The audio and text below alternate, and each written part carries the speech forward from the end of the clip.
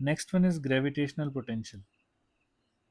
देखो gravitational energy और gravitation potential में कोई ज़्यादा डिफरेंस है नहीं। तो देखो इसकी डेफिनेशन देख लेते हैं पहले। इसमें लिखा है कि amount of work done by external agent against gravitational pull in bringing a unit mass from infinity to that point. पिछले वाले में क्या लिखा था? पिछले वाले में लिखा था कि amount of work done by external agent against gravitational pull in bringing a mass from infinity to that point without changing its kinetic energy। यहाँ लिखा है यूनिट मास, तो बस ज़्यादा फर्क नहीं है। आप डेफिनेशन देखना चाहते हो तो यहाँ लिखी हुई है, अभी अभी बताई थी मैंने। Amount of work required to bring it from it, मतलब जो भी पार्टिकल ले रहे हो आप वो, from infinity to that point without changing its kinetic energy. यहाँ पे बस वही एनर्जी या वर्क डन जिसको आप बात कर रहे हो, तो मान लो वर्क डन था तो उसको एनर्जी बोल दिया हमने। तो एनर्जी पर यूनिट मास, मतलब मास की जगह 1 kg ले लेना आपने। तो अगर आप इसको 1 kg ले लोगे तो जो भी यू है वही वी होगा। ठीक है, तो कहने का मतलब ये हुआ कि ये यूनिट मास के लिए होता है। सेम ही चीज़ है जो ग्रेविटेशनल पोटेंशियल एनर्जी में की थी आपने। एनर्जी जो है वो फुल एनर्जी होगी, है ना। जैसे मान लो कि 1 kg मास को इन्फिनिटी से किसी पॉइंट पे लाने के लिए जो एनर्जी लग रही है वो है 200 जूल। एग्जांपल के लिए ये 200 जूल ले लेते हैं। अगर इसकी जगह ये 3 kg का होता तो कितनी लगती एनर्जी इन्फिनिटी से यहाँ तक लाने के लिए? ऑब्वियसली 3 से मल्टीप्लाई कर देंगे तो 600 जूल लगी।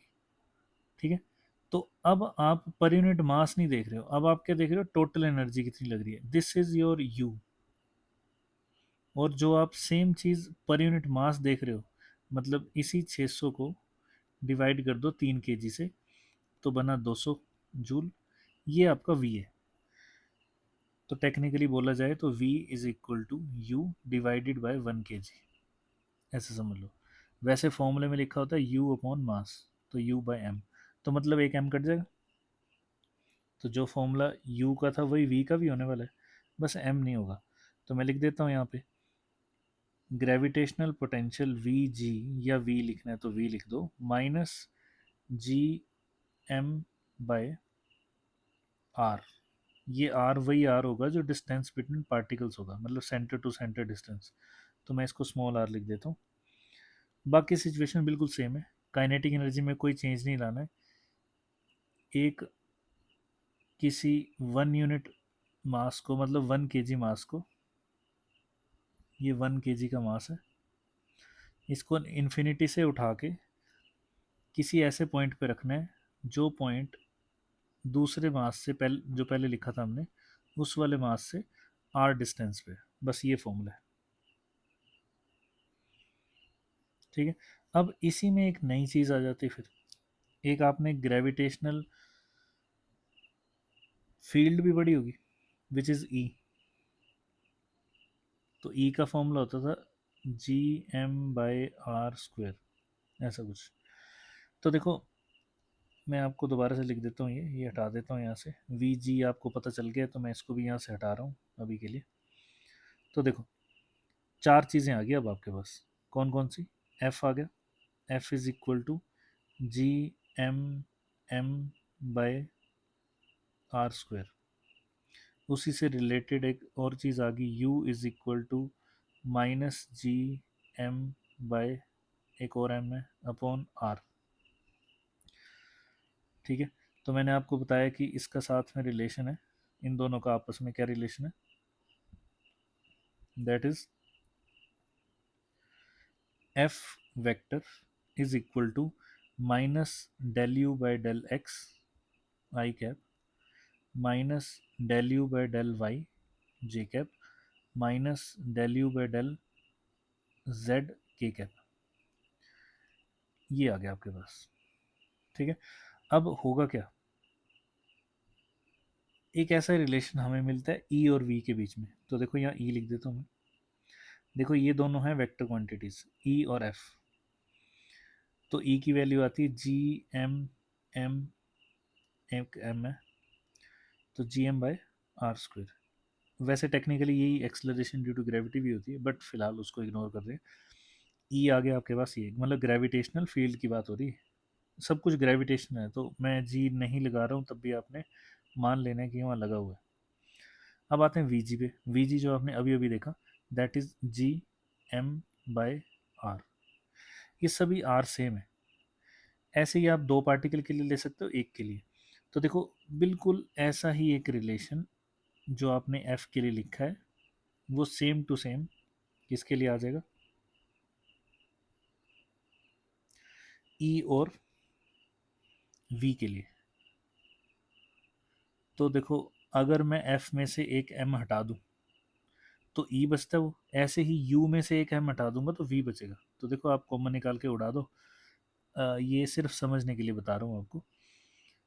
वैसे ये बन जाएगा del V by del X I cap minus, देखो ये I cap J cap K cap जो है वो आपको पता होने चाहिए, अगर नहीं पता है तो फिर आपको पता करने पड़ेंगे, क्योंकि इसके बिना काम नहीं चलने वाला। तो ये आ गया del V by del Y, del V by del Z K cap. ठीक है, तो आपको वेक्टर्स दोबारा से पढ़ना पड़ेगा, अगर आपको ये नहीं पता है तब की बात करूँगा। और भी कुछ फॉर्मूले हैं जो ज़रूरी है, विच इज़ कौन सा।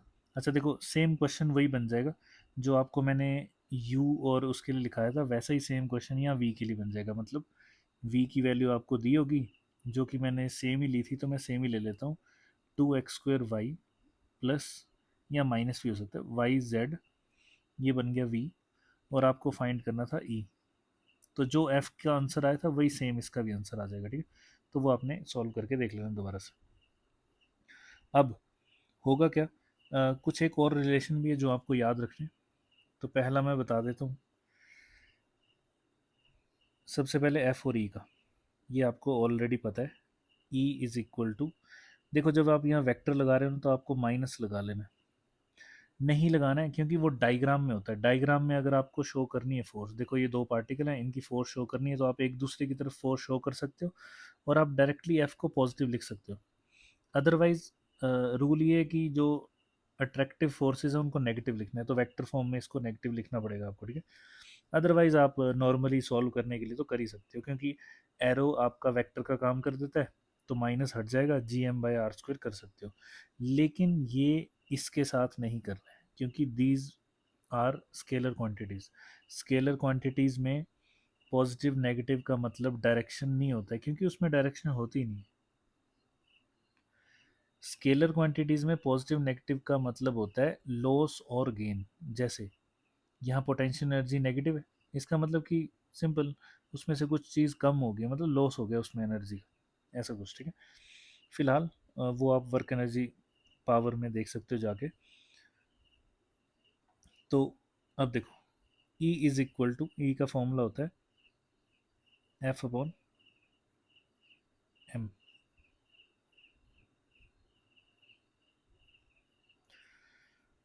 तो इसका मतलब ई का फॉर्मूला क्या बन जाएगा, जी एम बाय आर का स्क्वायर। तो आपको याद रखना है दिस इज ई और एफ का रिलेशन। तो ये ई का फॉर्मूला बन गया, इसका मतलब ई और एफ का रिलेशन बन गया ये वाला। इसको उल्टा करके भी लिख सकते हो आप, क्या लिखोगे, F is equal to M into E.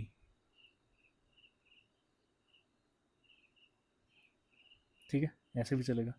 Same इसी टाइप का रिलेशन ना यू और वी में भी होता है, तो मैं वो यहाँ लिख देता हूँ। इतना कुछ याद रखने की जरूरत नहीं, जो अभी लिखा है ना वो काफ़ी है। ये जो एक्स्ट्रा लिख रहा हूँ मैं, ये यू और वी में भी ऐसे रिलेशन होता है, तो मैं आपको लिख के दिखा देता हूँ। जो आपने अभी अभी पीछे देखा था, v इज इक्वल टू क्या लिखा था, वर्क डन मतलब एनर्जी अपॉन मास, ये लिखा था। तो इसी का रिलेशन होता है, जिसकी ज़रूरत कभी पड़ती नहीं है वैसे, बट अगर पड़ेगी तो u is equal to M into V की पड़ेगी, अगर ज़रूरत पड़ी तो, तब की बात कर रहा हूँ मैं। तो ये था आपका ग्रेविटेशन पोटेंशियल, और बाकी सब चीज़ें भी मैंने इसी में बता दी हैं, तो इसको अब आपको याद रखना पड़ेगा। ठीक है, अब क्वेश्चंस देखते हैं आगे।